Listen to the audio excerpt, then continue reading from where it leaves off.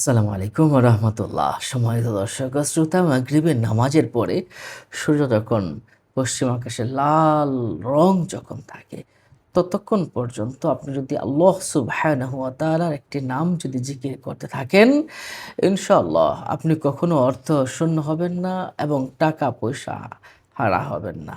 এটা একটি পাওয়ারফুল একটি আমল। আপনি যদি আল্লাহ সুবহানাহু ওয়া তাআলার একটি নাম ইয়া বাকি নামের অর্থ হল হে অনন্ত বা স্থায়ী, দ্য এনডিউরিং। সম্মানিত দর্শক ও শ্রোতা, এই নামটা মাগরিবের নামাজের পরে পশ্চিম আকাশে লাল রং যতক্ষণ থাকে, ততক্ষণ পর্যন্ত যদি ইয়া বাকি, ইয়া বাকি, ইয়া বাকি, ইয়া বাকি, ইয়া বাকি এভাবে যদি কেউ পড়তে থাকে, সে কখনো অর্থ শূন্য হবে না। তার পকেটে কখনো টাকা পয়সা শূন্য হবেই না ইনশাআল্লাহ।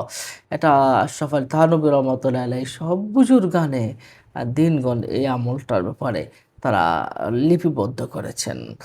আর এই নামটা ইয়া বাকি, এই নামটি যদি আপনি প্রত্যেকদিন ১,০০০ বার পাঠ করেন, তাহলে আপনার দুঃখ কষ্টগুলো দূর হয়ে যাবে। সুবহানাল্লাহ, সুবহানাল্লাহ। এবং আল্লাহর মাকবুল বান্দা হিসাবে সে ব্যক্তি গ্রহণযোগ্য হবে। আল্লাহু আকবার, আল্লাহু আকবার।